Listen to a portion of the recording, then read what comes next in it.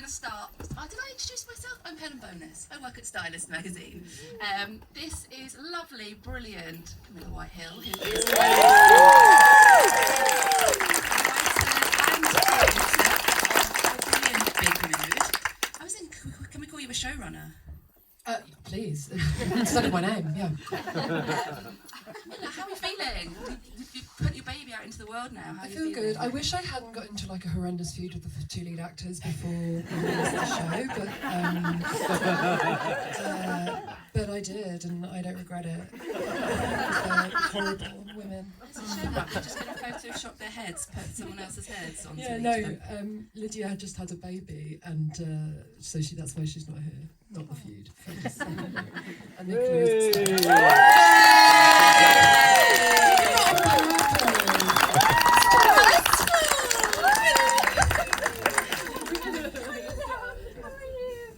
I'm so sorry, guys. Feeling a bit panicky and a bit stressful. There's a lot of traffic, a lot of rain, a lot of I was late roadworks. too. Do you need to have Yeah. a wee, or are you okay? No, I'm fine. I'm good. Okay. Hello, everybody. Oh, you've made up. The feud is over. The feud is over. Feeling? Yeah, that's why I said you were. Oh, fair. Let's start by talking about this wonderful show. I think the thing I loved, there was many things I loved the most, but the central theme about how, friendships can shift, which isn't something we see very often, both for sort of, because people are in different places, because of, issues to do with mental health. I wondered, why did you decide that was such a sort of central, important theme, Camilla, to land on? Yeah, I think that especially my female friendships have just been some of the most important relationships of my life, and I don't see them handled with the kind of detail and that romantic relationships do. And when a very close friendship, and it's like peaks and troughs, it's ups and downs, can have such an effect on the way that you live, the way that you make your decisions, in the same way that a marriage can. And I've always wanted to write a buddy comedy about women, because also women are way funnier than men. I just laugh so much with my female friends, so I just thought obviously that's such a good place for comedy. Yeah. Obviously you and Nicola are old friends. Did Nicola get any option as to whether she was going to appear in this series? Or? No. I genuinely never asked her, ever. And it was never discussion. I was like, you're in my show. It's like, surprise, you're in it. And I was like, TV show. I would like to be in it, but I scheduling through. She was like, you're in my show now. And I was like, oh, right, okay. I was like, Cool. I don't care about schedule. It doesn't matter what you're doing, you're going to be in it. Bridgeton Wild. Yeah. But it was it was years and years of this show. The show was lots of different iterations. Do you remember it was called The Men at one The point? Men. I know you. Ew, what? Yeah, and it was about this girl and her relationships, and then Then I was like, men suck. then you're like, no men, sorry. Take them out. Yeah, it's really good because it's much better than it would have been if it was that. No, I do like The Men as well, but that'll be our next show. Ew, what? Not working with you again. Nicola, tell me when, what, other than the fact that, you were obliged to do it, was there anything that particularly jumped out at you that felt really fresh and different? I imagine you're getting a lot of scripts and a lot of offers at the moment. What was it that was particularly exciting about this? I mean, I've known this witch for 15 years, and we met at drama school and we just made each other laugh so much. And she was trained to be an actor. She's a very good actor, but she refuses to do it. It's rude. Although you do have a cameo in this. Yeah, but I was forced to because they didn't have to pay me. Oh, fair enough. Yeah, and then she decided to sack in acting, and then I went to see her first short play, and it was about a church choir or something. It was an atheist choir. An atheist choir. Pardon me. And it was just so fucking funny and sharp, and I was like, oh, she's gonna be a famous writer. I was like, that's just not a doubt. And then, it was kind of amazing that for our 20s we still persisted, because, all signs were pointing to, I don't really think that these careers are going to happen for you girls. And I always wanted us to work together. And yeah, the script was just brilliant, and it's so her voice. It feels fresh, authentic. It's I think from people I've shown it to, they're like, I feel like it's going to teach people a lot about mental illness and stuff. And I'm like, yeah, but ultimately what she wanted to do was write a really funny comedy. And also, it's, the way we talk to one another. It's not based on us, by the way. I feel like I have to tell people that. Because it was like, it's you and her. Like, it's really not. I bake her bread and we sit in her house and watch, like, We have a gentle, nice friendship. We have gentle, yeah. We are mothers. I was wondering, and you just mentioned, but what's the importance of in the show of Maggie turning 30? I felt that felt particularly relevant. It's such a sort of a monumental moment in women's particularly lives often. Yeah, it's just that period of time when like your 20s are basically a write-off. I mean, I think mine were. I don't know what we were doing. I just don't very want little. bad haircuts, no eyebrows. No eyebrows. Yeah, I think your 30s is when like shit starts getting real because friends start having like genuine babies out of their vaginas, like that are real babies that are alive, and like they get married and buy houses, and you start to become like an adult, and that can be really exciting if things are going great for you, but if things aren't going great for you, that can be kind of terrifying and disturbing.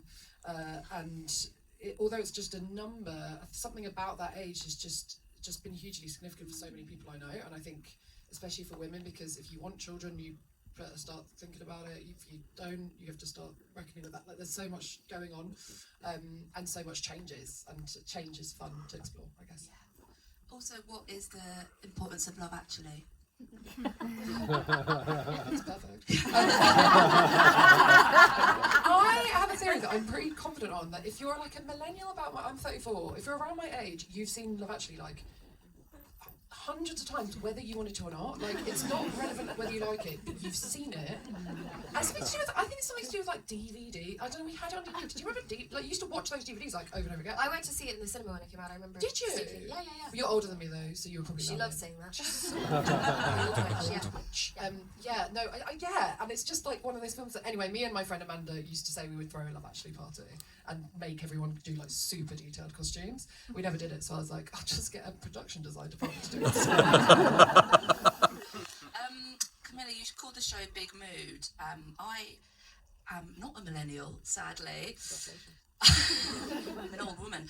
I actually had to look up the show, which is so tragic. I had to look up what Big Mood actually means, just to make sure that I knew what it was. But for any other Gen Xers in the room, can you just tell us about the show's name, please? What's funny though is that like Gen Zers will be like, ew, like that's like that's not a cool term. I just straight away made eyes with Maddie when you said that. Maddie's It's like my radar for like Gen Zers. I was like, there she Maddie's is. like, cool. It's not cool. I think it was like cool 4 years ago. It basically, I mean, I just thought it was like a fun pun for because it's about mood disorder. But Big Mood is like, oh my god, mood. Like, yes, that's the vibe, which is not. Like, you don't want to be like either of them. But but it's fun. It's got the word big in it. You also filmed a lot in Hackney. I was saying to you just now, I've had a lot of nights in the pub that Lydia's character owns, which I'd like to forget about. What was the significance of sort of filming in Hackney particularly? Why did you sort of, choose that particular area? What did it mean? Yeah, it's definitely where I spent most of my 20s, like in various dive bars in Dalston, and I love a show set in London, but it has to be really set there. Like, it does my head in when something's set in London and as a Londoner, they've just walked from like a street in Mayfair to a street in Peckham, and you're like, no. So I really wanted it to be like really authentically that area. And yeah, it's just the Dalston is a really it was very cool 10 years ago. It is now really faded, and I feel that's a little bit, Eddie's really stuck in that era, and they're both getting older, and they're a little bit stuck in their youth still. So I think it kind of just worked to reflect that. Yeah.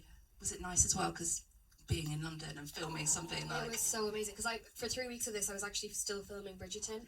So I would drive, that's really far away in West London. I live in Hackney, so I literally got to roll out of bed and sometimes not wear any hair and makeup, which I do slightly regret, having seen that screen. I went, oh, it is really ugly and bad.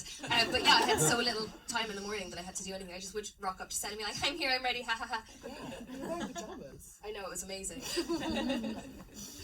I mean, we're seeing, increasingly the power of using comedy as a vehicle to talk about, big topics, whether it's mental health, whether there's some other themes that come up later in this series, which I probably won't mention. But I just wonder, why do you think it's such a powerful device to talk about, and what does it give the audience that perhaps using other genres don't?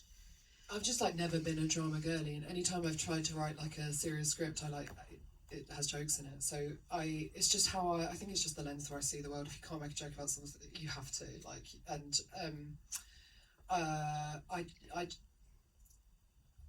I think there's like something to be said about talking about something a bit intense without having to just write it in like really, really sad monologues and like bits where the character looks at the sea for ages, and it's quite nice to just like pepper it in, but then like keep the gags coming. Hopefully, not quite, don't know. I think I just think, yeah, I'm more likely to watch comedy. It's just my taste. I just like, I can't be fucked with drama as well.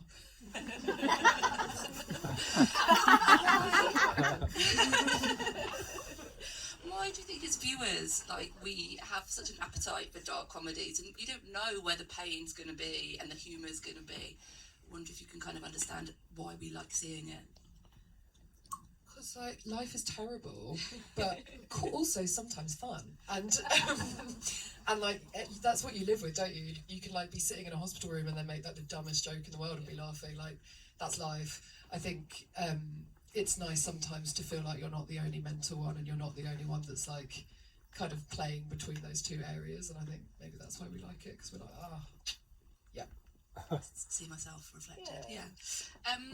The end of episode 3 is quite tough to watch, I found. You know, Eddie. Just wait for the rest of it. That's the peak of the comedy.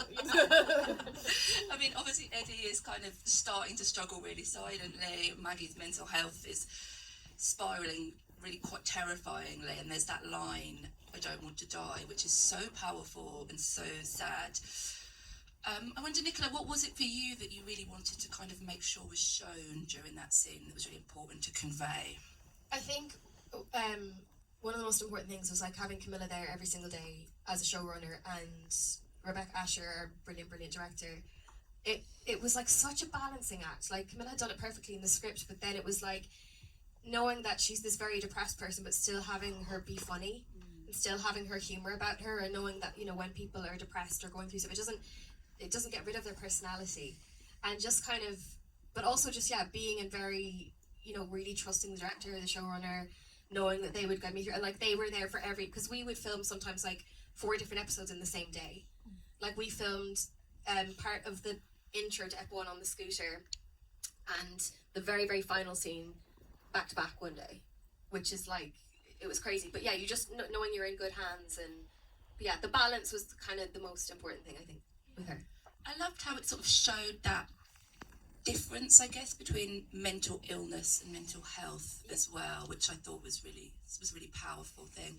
What for you in that scene particularly, because that's obviously what we've just been left with, what was kind of, what did you really want to portray with that scene, Camilla? I think like I just have like a bit of a different perspective on it, because I think it's a really hopeful scene. I think the fact that she says, "I don't want to die," is really powerful, and it shows that she wants to take control of her health and get better, which is a brilliant thing. So although it may be a bit of a bummer, I think there's real hope there for Maggie, and it shows like a maturity that she hasn't shown before. I also loved seeing a friendship that's just not really black and white, which feels so relatable to so many of my friendships, when both of them are making mistakes, and that actually a friendship can't necessarily rescue you from where you are. Nicola, what did you love about the depiction of that friendship, and what were you really hoping people would take from it? Well, it was very real, and I think like it's sort of, I've heard this in the past, people have said it to me, like, you can't put everything on one other person. It doesn't matter whether that's your husband or your best friend or your sister. You have to spread the load out, if that makes sense. And I think theirs is a perfect example of a friendship where they don't do that. They just like, all my eggs are in your basket, and then if anything goes wrong, the basket gets dropped, all the eggs get broken. You can't do that. Sorry that I explained what that word is, if people didn't know. Wow, guys, and the elephant in the room. Sorry. Yeah, I think it's too much. They love each other, but it's too codependent. And Lydia's great. I wish she was here. She's too. Oh, yeah, but your feud. My feud. I'm feuding with everybody. Yeah, Lydia. She's a nightmare. Look at that evil, terrible face. And what when you were thinking, you know, you sort of touched on how friendships are the most important, you know, and I totally agree. And so often we don't value them, or they're not given the value that they should do. What do you want people to take away? Maybe you don't want anyone to take anything away, but like about friendship and the importance of it. And something I talked about a lot when we were making it was, I think our generation is maybe the first to have friendship as important in their lives. I think in the past it was really like, and then you get married and have children, goodbye. And now it's more of a thing for your friends to be your chosen family and to be a part of your lives. And so that's actually kind of a brand new way of thinking about friendship, and how do we integrate that into how we live as like grown-ups now. I don't know what I want people to take away about anything. I kind of am always just like, I hope they like it and think it's funny and think I'm perfect and beautiful, but other than that.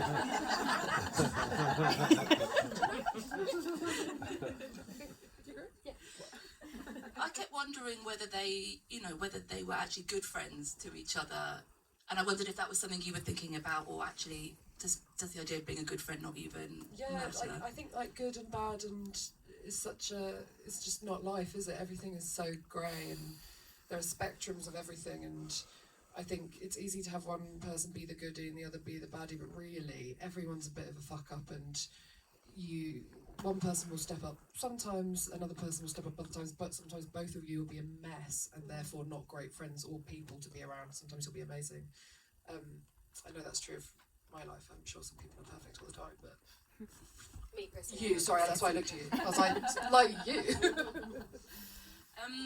I know when Billy Piper and Lucy Prebble made I Hate Susie, they had a piece of paper on the wall that said things we never see and we're not allowed to say, where they mapped out the show, and it was all about sort of talking about the female experience.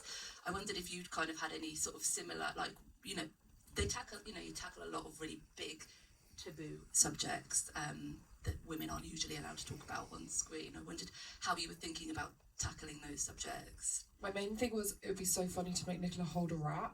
She said, Fucking rat. so I had a big picture of a rat with a circle and then a picture of Nicola's face and then like string between it with question marks. How do we get that? The best there? day of Camilla's life was the day the rat was on set. Ronan! His name was Ronan, and I was really nervous. I'm not a rat fan, and she was like, "You have to come out and meet your rat now, rat." Yeah, and I was so happy that day. you were so happy. You loved that rat so Joanna much. Page loved the rat, genuinely loved the rat. Yeah, she did, You weren't the actually. only one that was being a bitch about it. I was just scared of him. It was a fun. He was so nice. He was really sound, to be fair. But if I looked at him, it was his tail I didn't like. A greasy Take your tail. body fascist. Sorry. Did you write the rats into the script just to annoy Nicola? No, but it was an It incredible was a huge edge. part of it. Final question. There's so many great lines. What was your favourite to say, Nicola? Ooh. I did like. I watched it. I did like the. What else is new? That was fun. That's a really like. As in like it shows loads of really It's good beautiful to hear lines. your New York Italian accent for casting directors watching as well. True. I'm available for all and any roles. I mean, obviously you wrote it, so you loved them all, but was there one particular?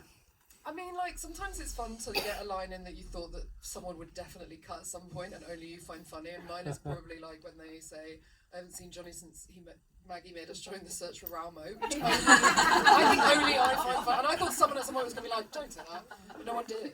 Skated in. And so I'm just like privately happy that's there. I love We Are Not Scooter People. That was one of my favourites. Always.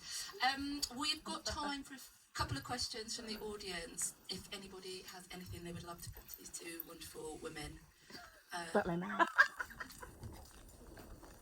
Please, can you just say your name and where you come from as well?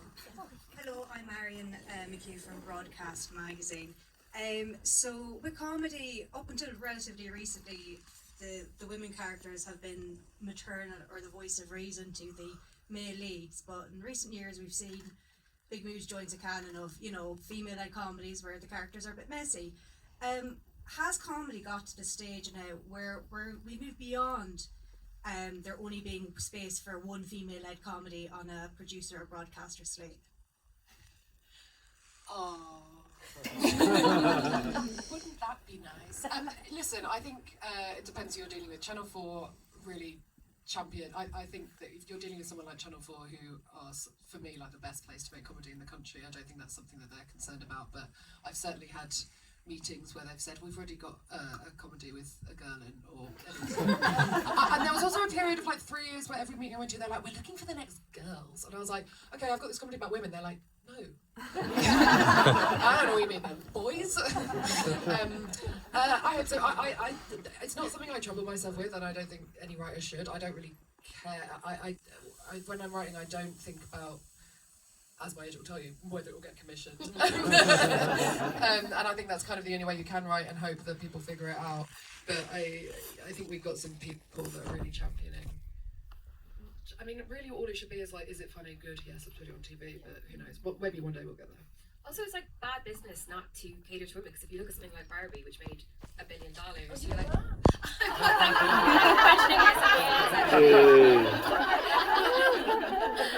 yeah, but you know, so like women want to see themselves depicted on screen and all shapes. I'm a doll. I'm a plastic doll. I'm a plastic doll on screen. Yeah, perfect. We're also 51% of the population. What? So That's too many. there was a couple of ladies up here. You go first. So polite now. Yeah, you might be. Which Barbie would you be? Mangled one. Nicola, Janet Lee from Digital Spy. You're naturally a really funny person. Did you feel like you were able to bring more of your comedy and more of yourself to the role compared to Bridgerton, where you don't get a chance to play as much with the comedy element? I think because this was written by one of my best friends, it's very much the vernacular and for me. It's just was really nice. It's very much the way in which we speak to one another. So I felt a lot of freedom in the performance, and also Rebecca, the director, I sort of said to her on day one, like, when we had a reading of the scripts way back, just Lydia and I in Dancing Ledge's offices, and immediately I knew that Maggie was like this, and she was all hands, and she was, you know, it just kind of, the character was there, and it was very obvious who she was. And I said to Rebecca, I said, look, I want to be quite free in the performance, and because, you know, you have to be cognizant of editing, and something like Bridgerton, which will do like 40 takes for a single scene and 20 different camera angles, you have to be super aware of every single movement you're doing. In this, I really didn't want to be. Look, and they're very different shows, but I felt like super free to play her as I felt she should be played, and with that kind of looseness and freedom. So yeah, it was great, but it was challenging. Like, we shot this all in 7 weeks. As I said, I was shooting both shows at the same time for the first half of this, so it was quite mad, but yeah, it was really special experience. Thank you. Hi, Izzy Silvers, freelance journalist, available for commissions. I was also going to make a joke and introduce myself as depression and anxiety, because yeah, I think it's such a great representation of what it's like. And you know, my best friend is an adult orphan, I think is the term we use, and we make dead parent jokes all the time. Everyone feels really uncomfortable about it, but you just got to do it. And you know, even seeing you in the hen do t-shirt day after day, it feels so real. And I wonder what you're sick of in terms of, I guess, mental health and mental illness. That was a really good point. Representation in kind of TV and film, and how we need to move it on. I think a lot of it is like people who are like, I'm so depressed, and they have a perfect blow dry and lovely makeup. I'm like, no, if I'm gonna look shit, I'm gonna look shit, you know? It was in the script. I was like, she's wearing no makeup. Don't even think about it. Yeah, no. But yeah, I think just like allowing it to, I really hate vanity on screen.